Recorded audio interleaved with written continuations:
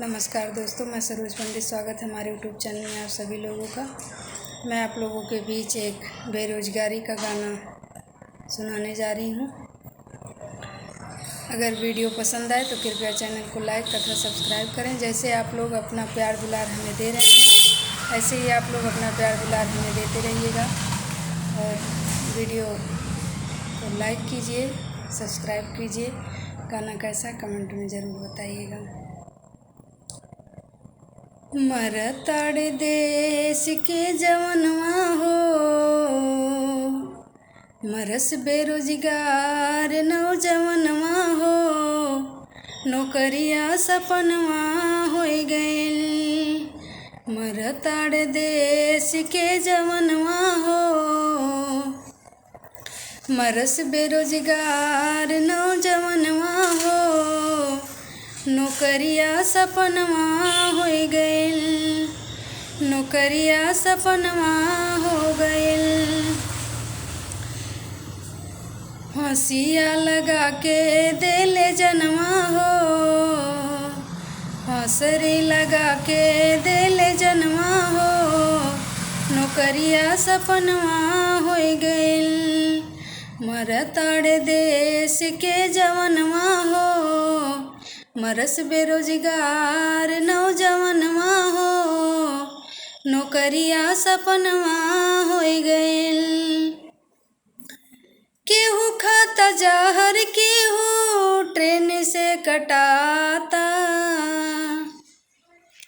केहू खाता जहर, केहू ट्रेन से कटाता।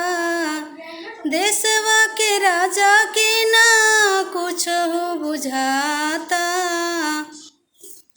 देशवा के राजा के ना कुछ हो बुझाता। टूट गइल सारा रे मनवा हो,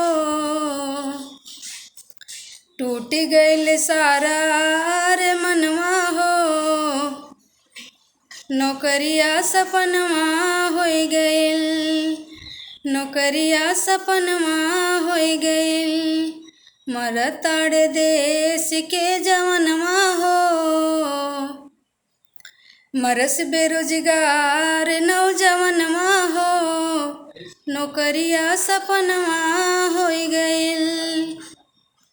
नौकरिया सपनवा हो गइल।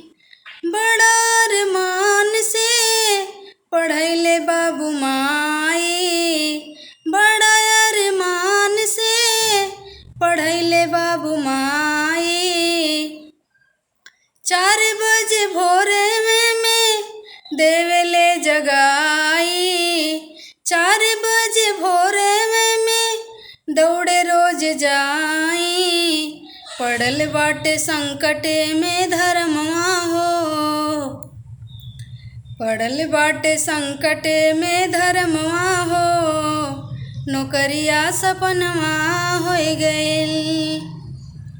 पड़ल बाटे संकटे में धर्मवा हो, नौकरिया सपनवा हो गइल। मरस बेरोजगार नौजवनवा हो, मरताड़ देश के जवनवा हो, नौकरिया सपनवा हो गइल।